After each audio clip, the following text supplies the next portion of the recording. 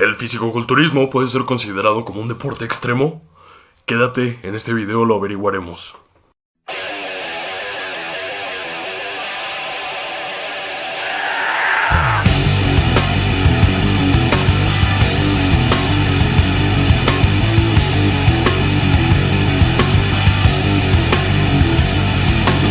Suena tan absurdo como imaginar a un paracaidista con aceite en spray y tanga fluorescente. Pero no te vayas, que la historia del fisicoculturismo es más interesante de lo que crees.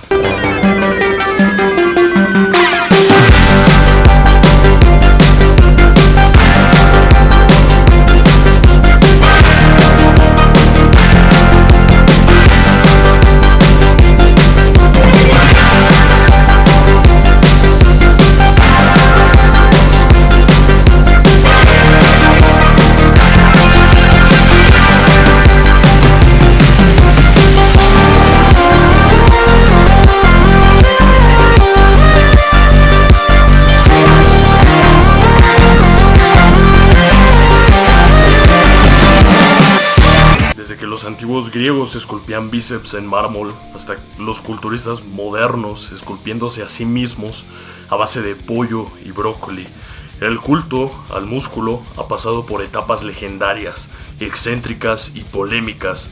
Te voy a llevar de paseo por siglos de flexiones literal y figuradamente, con un tono crítico, educativo y un humor más ácido que el ácido láctico en la última repetición.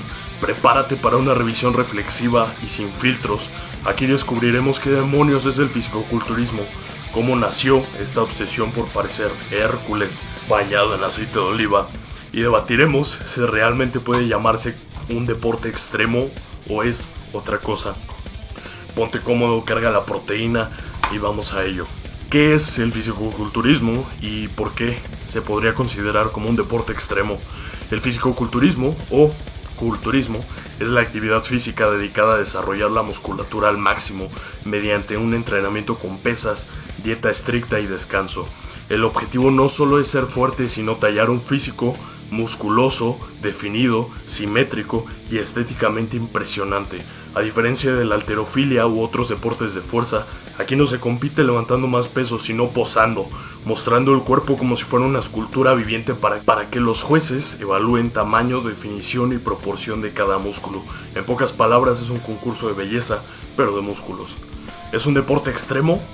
Bueno, definamos extremo primero. Si pensamos en deportes extremos típicos, nos vienen a la mente paracaidismo, alpinismo sin cuerda, saltar de un acantilado en traje de alas. Básicamente todo lo que pasamos aquí en el canal de XAS. Pero el fisicoculturismo no encaja ahí. No hay un peligro súbito de una caída libre, salvo que cuente tropezarse en el escenario embarrado de aceite bronceador. Pero no nos engañemos, en su propia forma sí tiene sus extremos. Los culturistas llevan su cuerpo al límite físico y mental. Dietas súper rigurosas, entrenamientos extenuantes, deshidratación antes de competir y a veces el uso de sustancia para nada saludables. Hay quienes lo llaman un deporte extremo, injusto para el cuerpo, disfuncional para la vida, insostenible en el tiempo. Irónico, ¿no? No saltan de un bungee, pero algunos riesgos se corren definitivamente. Y encima, durante meses antes de competir, viven más al borde que muchos skaters en halfpipe, cero pizzas, cero fiestas, levantándose a las 5 AM para hacer cardio. En términos de sacrificio extremo, el fisicoculturismo puede competir con cualquier ultramaratón. Ahora, ¿se reconoce oficialmente como deporte? Depende del país. En algunos ni siquiera está federado como competición formal, así que la etiqueta de extremo aquí es muy debatible.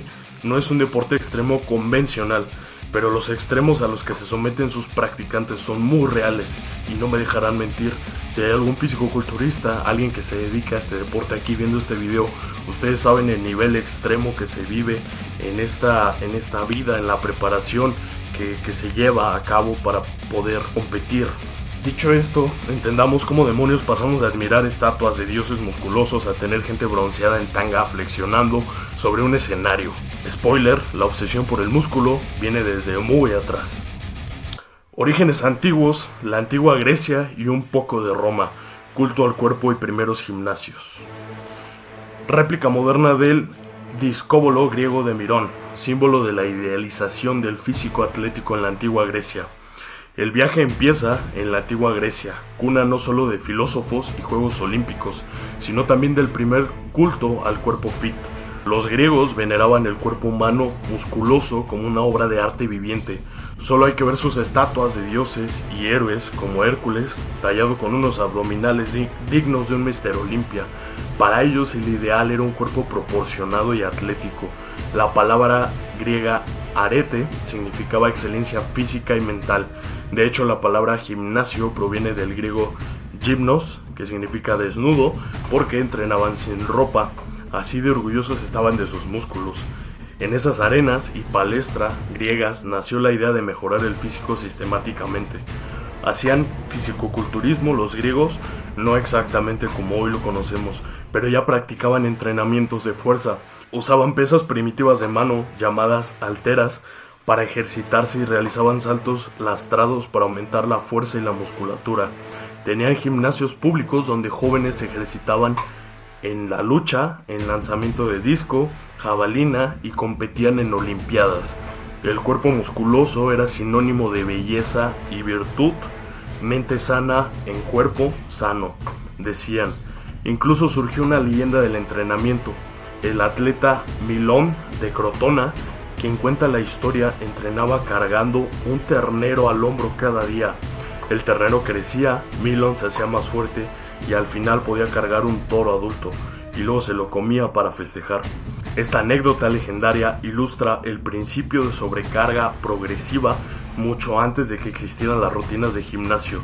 Básicamente el primer bulking de la historia a lo bestia, a lo primal. Los romanos, por su parte, heredaron mucho de la cultura griega. Si bien no adoraron el físico de forma tan filosófica como los griegos, apreciaban la fuerza para sus gladiadores y soldados. Los gladiadores se entrenaban duro, aunque irónicamente muchos tenían grasa extra para resistir cortes superficiales. Los cuerpos que los gladiadores tenían no son como nos lo pintan en las películas, super rayados, super definidos. No eran así, definitivamente eran muy fuertes, tenían una fuerza sobrenatural, pero basta con solo ver a los powerlifters de hoy en día, cómo es el cuerpo de un powerlifter, una persona que carga toneladas de peso y es súper fuerte, a diferencia de a lo mejor un fisicoculturista. Que ojo, no significa que los fisicoculturistas no sean fuertes, definitivamente también tienen una fuerza sobrenatural, inhumana, pero no solamente en músculo, también en mente. Roma también admiraba esculturas griegas, emperadores coleccionaban estatuas musculosas, podríamos decir que mantuvieron vivo el ideal estético.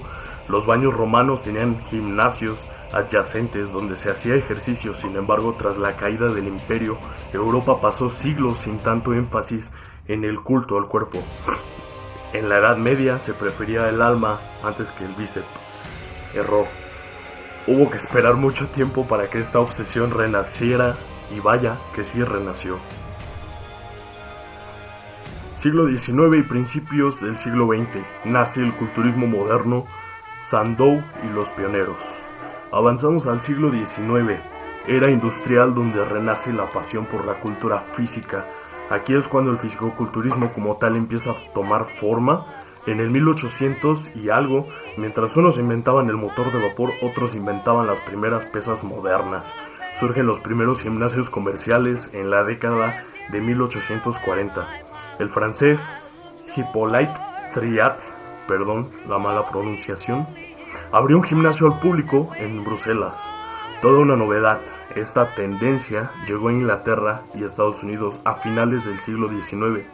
De hecho, en 1881, en una YMCA de Boston, se acuñó por primera vez el término bodybuilding para describir ejercicios dedicados a construir el cuerpo. La semilla estaba plantada. Y entonces aparece Eugene Sandow, el hombre que podemos llamar el padre del fisicoculturismo moderno. Sandow, nacido en 1867 en Prusia, fue un strongman de circo reconvertido en estrella mediática del músculo. ¿Por qué padre del culturismo? Porque hizo algo nuevo, exhibía su físico como fin en sí mismo. Sí levantaba pesos impresionantes, podía cargar un pony de 140 kilos en el hombro, por ejemplo, pero lo revolucionario es que la gente pagaba por verlo posar sus músculos, más que por las proezas de fuerza. Sandow pregonaba un ideal griego de proporciones musculares perfectas y literalmente se presentaba en escenarios casi desnudo, cubierto solo con una hoja de parra, imitando a las estatuas clásicas, para que el público admirase su desarrollo físico. Un espectáculo de anatomía viviente en plena era victoriana. Hay que decir que en esa época muchos médicos veían el entrenamiento con pesas con recelo. Decían que tener demasiados músculos podía agarrotar el cuerpo. Sandow ayudó a cambiar esa percepción, mostrando que el cuerpo musculoso podía ser bello y saludable y sobre todo funcional también. En 1901, Sandow dio otro paso histórico, organizó el primer concurso de culturismo de la historia. Se llamó The Great Competition y tuvo lugar en el Royal Albert Hall de Londres, con jueces ilustres y trofeo para el ganador. El premio, una estatua dorada de Sandow mismo, porque la modestia ante todo. Dato curioso, hoy en día el trofeo de Mr. Olympia, la competición de culturismo más famosa, es una estatuilla de Eugene Sandow, en honor a este pionero del deporte. Aquella noche de 1901 marcó el nacimiento oficial del culturismo competitivo.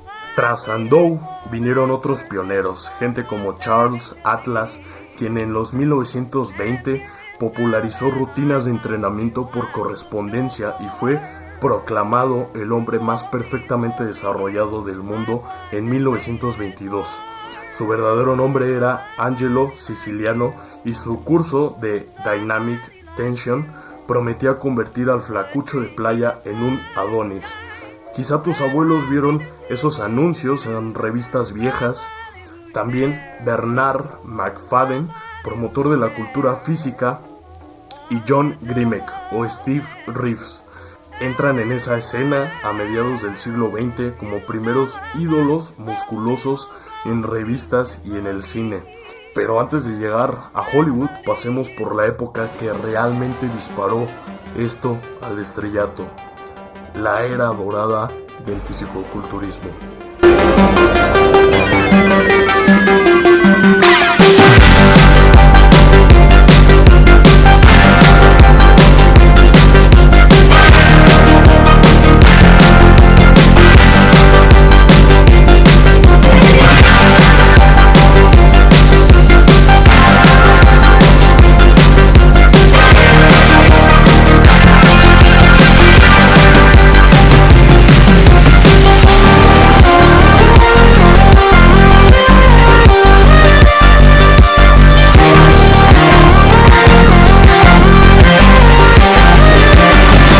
La era dorada en los 70s, en los 80s, Arnold, el Gold Gym y la explosión mediática.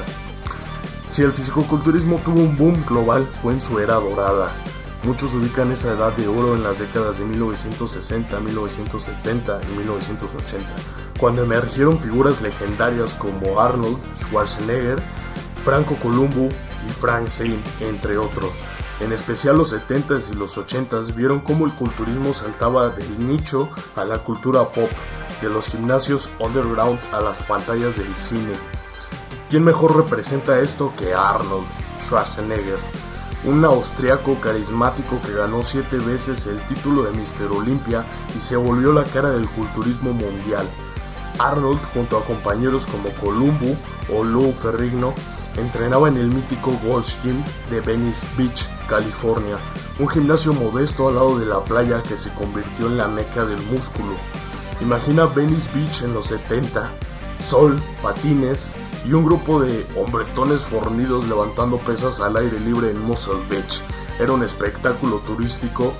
Gold's Gym, fundado por Joel Gold en 1965, se volvió tan famoso que desató la apertura de cadenas de gimnasios en todo el mundo. El culturismo empezaba a ser un negocio global. Arnold, posando en 1974, en plena era dorada del culturismo, Mr. Olympia de ese año. figura icónica que llevó el fisicoculturista a la mirada del público en general. El momento clave de la popularización vino con el documental Pumping Iron de 1977, que siguió a Arnold y a otros culturistas en la preparación del Mr. Olympia de 1975. Esa película convirtió a Arnold en estrella mediática y reveló al mundo entero los entresijos y egos de este deporte. De repente los culturistas eran celebridades. Arnold aprovechó ese impulso y saltó a Hollywood. Lo vimos como Conan el Bárbaro en los 80s, luego como Terminator, llevando la musculatura del gimnasio al cine taquillero. Su amigo, Lou Ferrigno, se pintó de verde para ser el increíble Hulk en la serie de TV. Había un hambre por los héroes hipermusculados. No es casualidad que papeles de fuerza sobrehumana recaían en culturistas. Ayer, Ferrigno como Hulk o Arnold como Conan. Hoy tenemos a exculturistas como Jason Momoa luciendo el físico en roles de Khal Drogo o Aquaman. El músculo se volvió mainstream. En las competencias de los 80s vinieron a reinar Lee Haney, Mr. Olympia 8 veces, consolidando la idea de que un culturista podía ser una superestrella deportiva. También se desarrollaron revistas especializadas como Muscle and Fitness, Flex, etc. Patrocinadores, suplementos, una industria entera alrededor del culto al músculo. Detrás de mucho esto estuvieron visionarios como Joe Weider, que creó la IFBB, Federación Internacional de Bodybuilding, y promovió eventos como el Mr. Olympia desde 1965. El culturismo se comercializó. Weider vendía no solo la idea del cuerpo perfecto, sino productos para lograrlo. Proteínas, apartados en revistas con rutinas mágicas. Para finales de los 80s, gracias a esta era dorada, cualquiera reconocía a Arnold y a compañía. Los gimnasios florecían en cada ciudad y la gente común empezó a incorporar las pesas en su vida. Eso sí, venía una nueva etapa donde las cosas se pondrían más grandes, quizás un poco demasiado grandes.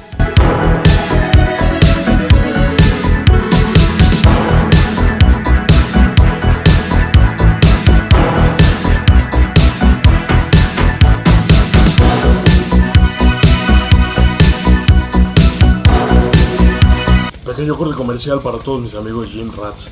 Si no tienes en dónde comprar tus suplementos, los puedes adquirir directamente en la página de Sócrates Supplements.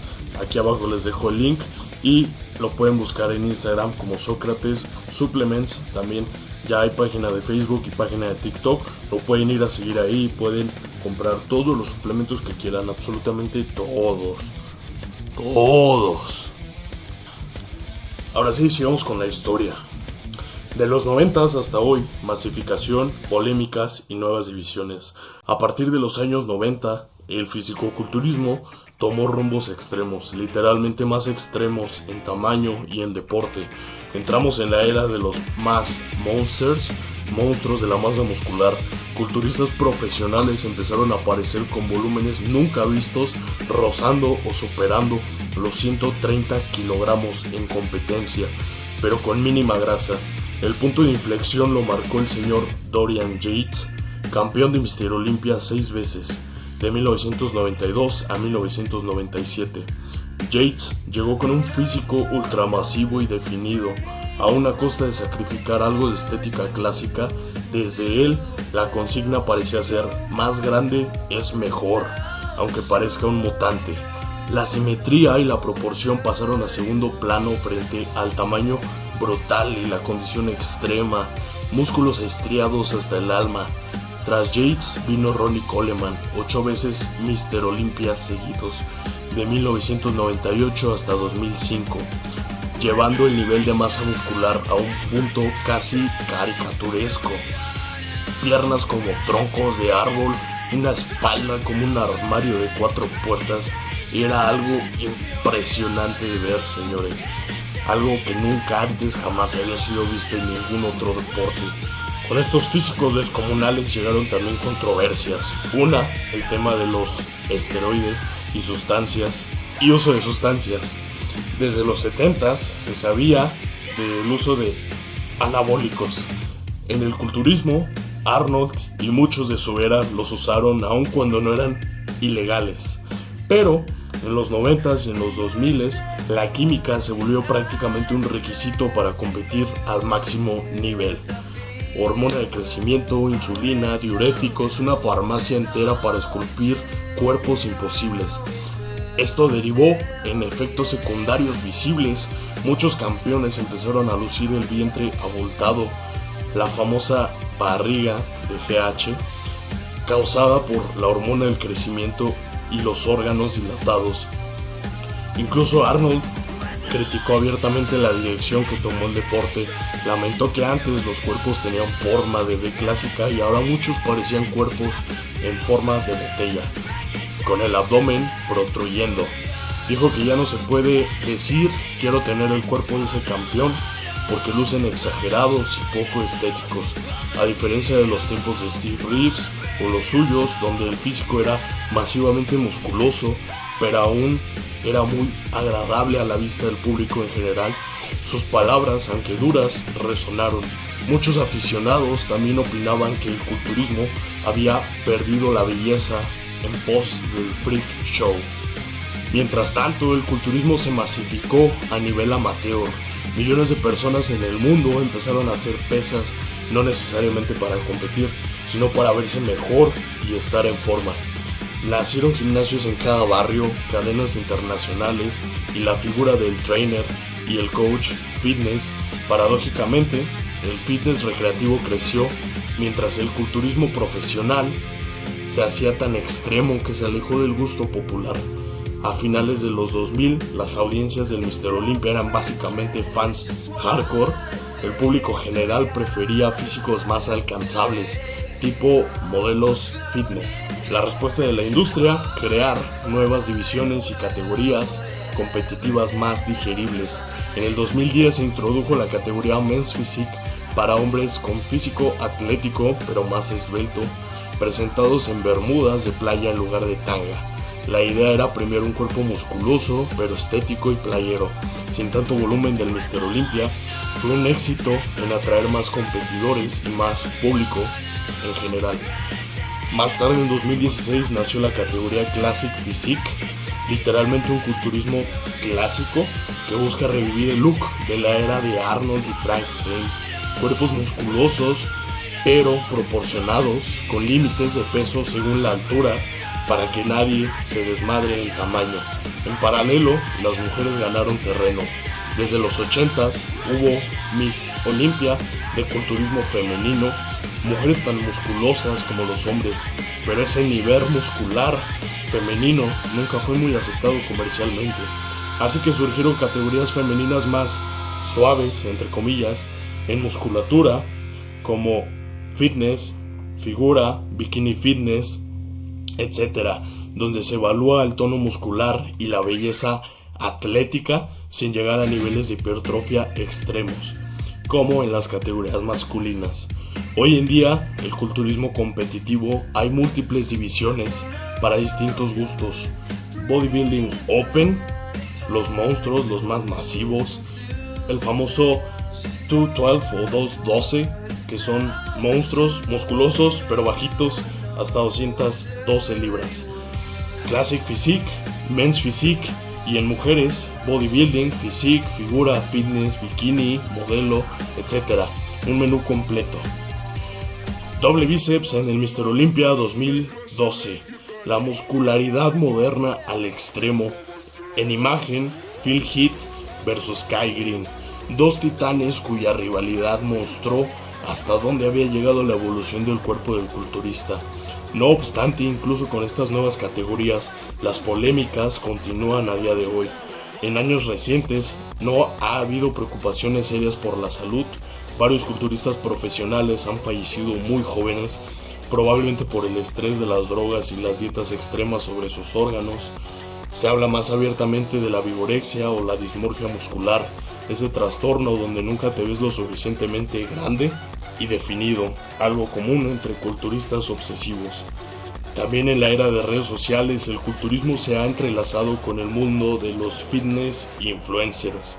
Miles de culturistas profesionales o amateurs comparten sus vidas fitness en Instagram, en YouTube, etc. consiguiendo seguidores y patrocinadores. El deporte en sí quizá no es de masas, pero la imagen del culturista se usa para vender desde proteínas hasta ropa deportiva. Esto nos lleva a la pregunta final: ¿qué representa hoy el fisicoculturismo? ¿Cuerpo como arte, disciplina, sacrificio extremo o puro marketing? Llegados aquí, hagamos un zoom out. El fisicoculturismo hoy en día es un cóctel complejo. Por un lado, es cuerpo como arte. Muchos culturistas se ven a sí mismos como escultores de su propio físico, combinando ciencia estética para lograr una visión ideal. ¿Recuerdas a los antiguos griegos admirando al discóbolo? Pues muchos ven continuidad en eso. El culturismo sería la encarnación moderna de aquel ideal estético clásico. Un culturista en tarima, posando bajo la luz, es, en efecto, como una escultura viviente, mostrando la capacidad del ser humano de transformarse a voluntad. Hay algo de arte en componer un físico de esa forma, en la coreografía de las poses. No por nada se habla de las rutinas de posing, con música, casi como una danza estática. También es disciplina absoluta, horas y horas de entrenamiento, años de constancia, controlar cada gramo de comida. En un mundo de atajos, el culturismo tradicional es casi espartano. Levantarse temprano, entrenar aunque duela, decir no a tentaciones, en ese sentido, tiene una nobleza innegable. Forja una voluntad de hierro, junto a los bíceps de acero. Pero nadie puede negar el elemento del sacrificio extremo. Saludable, a niveles competitivos, no mucho. Deshidratarse, bajar el 4% de grasa corporal o hasta menos, meter farmacología, es jugar con fuego. Es el lado oscuro. Algunos terminan con problemas de corazón, hígado, lesiones crónicas o incluso hasta trastornos psicológicos por la obsesión que tienen con el cuerpo. Deporte extremo, quizá no en la ejecución, pero sí en el costo que puede tener para el atleta. Hay una cierta obsesión peligrosa en perseguir la perfección física sin límite. De ahí la pregunta, si es disciplina admirable o peligrosa obsesión. Probablemente sea ambas. Y luego está el puro marketing. El fisicoculturismo actual está entrelazado con la industria del fitness que mueve miles de millones, suplementos, patrocinios, redes sociales. Muchos atletas de élite ya no viven solo del trofeo, sino de vender una imagen y un estilo de vida. En Instagram ves a un campeón de culturismo con su batido de proteína, promocionando la ropa para entrenar. Cada campeón tiene su línea de productos. Algunos critican que todo se ha vuelto postureo comercial, cuando cada rutina, suplemento o consejo viene acompañado de una marca. ¿Dónde queda la honestidad del mensaje? Comentaba mordazmente un analista. La frontera entre pasión deportiva y estrategia de marketing se difumina. Por otro lado, gracias a estas redes, la cultura del gimnasio llegó a más gente que nunca. Inspiran a muchos a empezar a entrenar, aunque sea para likes. Es un arma de doble filo. La inspiración viene mezclada con la mercantilización. Hoy en día es difícil saber dónde termina el amor al arte corporal y dónde empieza la campaña publicitaria. Conclusión, el fisicoculturismo representa todas esas cosas a la vez. Es arte cuando se convierte el cuerpo humano en una estatua viviente de carne y sudor. Es disciplina y sacrificio extremos en la búsqueda obsesiva de un ideal físico, y nos guste o no, también es marketing y espectáculo, parte circo mediático, parte negocio. ¿Un deporte extremo? Si me preguntas a mí, por supuesto que sí. Diría extremo, sí, pero más por lo que exige, tanto física como mentalmente, que por lo que aparenta. Tal vez no veremos a culturistas saltando de un risco, haciendo un bungee jump, saltando de paracaídas, haciendo acrobacias en BMX o en un motocross, pero los ves hacer dieta extrema o entrenar hasta vomitar. Su riesgo es silencioso, sí. En el fondo, el fisicoculturismo nos hace reflexionar sobre la relación de nuestra sociedad con el cuerpo. Lo vemos como un templo, una obra de arte, una máquina de rendimiento o un producto que vender. Quizá un poco de todo. Al final queda la imagen casi poética y un poco sarcástica de un culturista frente al espejo, artista y obra a la vez.